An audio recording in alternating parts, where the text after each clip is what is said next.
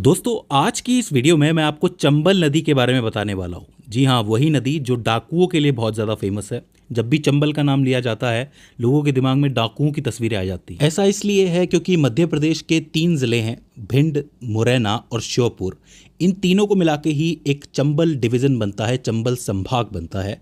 और उसी संभाग में बहुत से बीहड़ पाए जाते हैं और लोगों को ऐसा लगता है कि यहाँ पर सिर्फ डाकू रहते हैं। अगर आप भी ऐसा सोचते हैं तो मैं आपको फिल्म पान सिंह तोमर का एक डायलॉग बताता हूं जो बड़ा फेमस है। वो डायलॉग है कि बीहड़ में तो बाघ ही होते हैं, डकैत मिलते हैं पार्लियामेंट में। ये बहुत ही फेवरेट डायलॉग है मेरा, क्योंकि यहाँ पे सिर्फ डाकू नहीं रहते हैं। हो सकता है कि कुछ एक आपराधिक तत्व यहाँ रहते हों, लेकिन बहुत से लोग यहाँ ऐसे रहते हैं जो सिस्टम के सताए हुए होते हैं। सिस्टम उनकी बात सुनता नहीं है, तो ऐसे में सिस्टम को अपनी बात सुनाने के लिए वो कुछ ऐसे तरीके अपनाते हैं जो हमें थोड़े असामाजिक नज़र आते हैं और हम उन सबको डाकू कह देते हैं, लेकिन ऐसा है नहीं। ठीक है, तो आज हम बात कर रहे हैं चंबल नदी के बारे में, जो मध्य प्रदेश, राजस्थान और उत्तर प्रदेश से होकर गुजरती है। मैं आपको बता दूं कि राजस्थान के लिहाज से चंबल नदी काफ़ी ज़रूरी नदी है। वो इसलिए क्योंकि राजस्थान में सिर्फ 2 ही ऐसी नदियां हैं जो साल भर तक बहती हैं।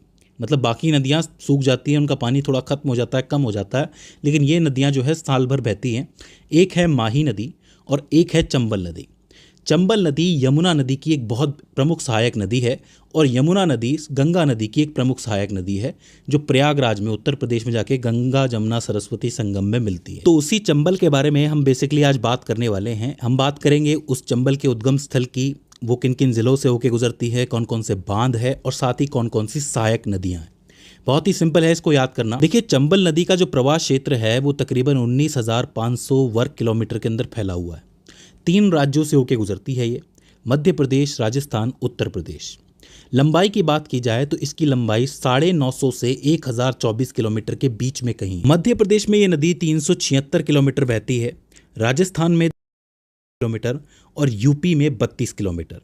खास बात यह है कि मध्य प्रदेश और राजस्थान की सीमा पर यह नदी 216 किलोमीटर बहती है और मध्य प्रदेश और उत्तर प्रदेश की सीमा पर 150 किलोमीटर। इस बात को ढंग से समझ लेना कि सीमा बनाती हुई चलती है, मतलब राजस्थान और मध्य प्रदेश की सीमा पे बहती है, मतलब इन दोनों को अलग करती है, और उत्तर प्रदेश और मध्य प्रदेश की सीमा पे बहती है, यानी कि उन दोनों को अलग करती है। काफ़ी इंपॉर्टेंट नदी है, जैसा कि मैंने कहा था। अंत में जाके इटावा के मुरादगंज में जाके ये यमुना में मिल जाती है। तो इसका मतलब कहाँ से शुरुआत हुई है? मध्य प्रदेश से, और ख़त्म कहाँ हो रही है? इटावा के अंदर। अगर हम उद्गम की बात कर रहे हैं तो उद्गम जो है इसका महू शहर के पास होता है। महू शहर के दक्षिण में एक विंध्य रेंज है, यानी कि विंध्य पहाड़ी रेंज है।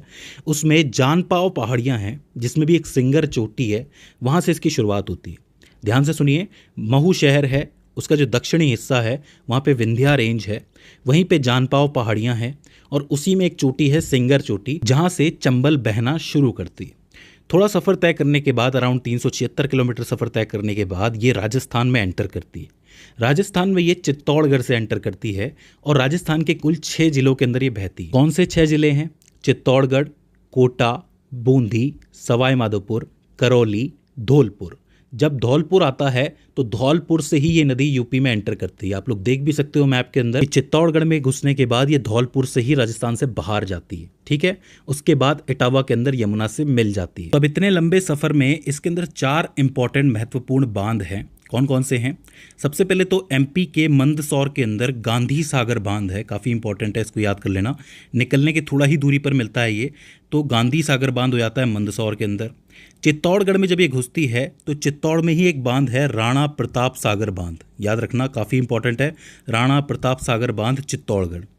थोड़ा आगे जाने पर जब ये इसे क्लियर कर लेती है चित्तौड़गढ़ को, तो आता है कोटा, और कोटा के अंदर पहले बांध पड़ता है जवाहर सागर बांध। कोटा काफ़ी ज़रूरी है, इसको भी याद रखना। और थोड़ा सा आगे चलने पर एक और बांध आता है, कोटा बैराज। तो 2 तो कोटा के बांध हो जाते हैं, एक तो जवाहर सागर बांध और एक कोटा बैराज।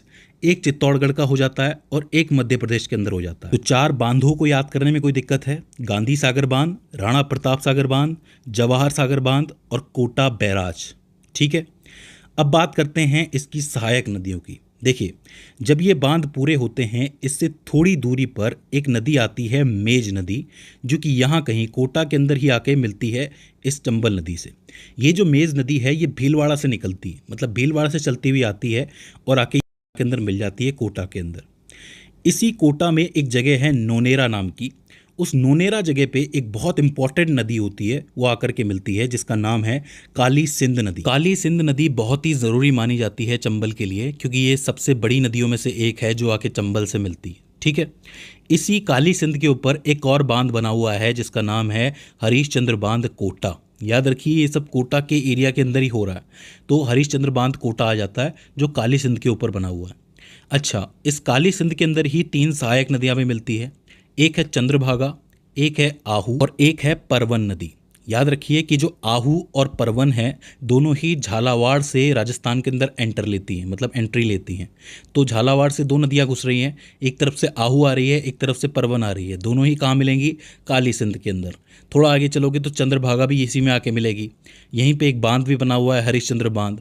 और टोटल मिला के ये काली सिंध कहाँ जाके मिलेगी? चंबल नदी के अंदर जाके मिलेगी। यहाँ तक कोई दिक्कत है?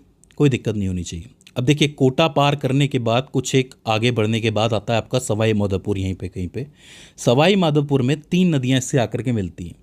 एक है पार्वती नदी जो कि मध्य प्रदेश से चलती हुई आती है, सीहोर से, जो सवाई माधोपुर में आके चंबल से मिल जाती है। इससे थोड़ा आगे चल के सवाई माधोपुर में ही 2 नदियाँ आती हैं। एक आती है बनास नदी जो कि उदयपुर के खामनौर से चलती हुई आती है, और एक आती है सीप नदी जो पनवाड़ा से चलती हुई आती है, जो मध्य प्रदेश के अंदर है। दोनों एक ही जगह पे आके मिलती है और इस जगह को कहा जाता है बनास संगम। याद रखना, बनास संगम। तो बनास आ गई, यहाँ पे सीप आ गई, इससे पहले पार्वती आ गई, मेज आ गई और काली सिंध आ गई। तो ये हैं वो इम्पॉर्टेंट सहायक नदियाँ जो चंबल नदी में आके मिलती। और आखिर में ये कहाँ जाती है? उत्तर प्रदेश के इटावा के अंदर, जहाँ पे मुरादगंज के अंदर ये यमुना नदी से मिल जाती है। तो इस तरीके से चंबल अपना रास्ता पूरा करती है। तो दोस्तों, मुझे उम्मीद है कि आपको चंबल प्रवाह मार्ग समझ में आया होगा। अगर इसके बाद भी इसके अंदर आपको कोई क्वेरी आती है, कोई दिक्कत आती है, तो आप हमें कमेंट सेक्शन के अंदर बता सकते हैं। तो दोस्तों, आज की इस वीडियो के अंदर बस इतना ही। See you in the next one.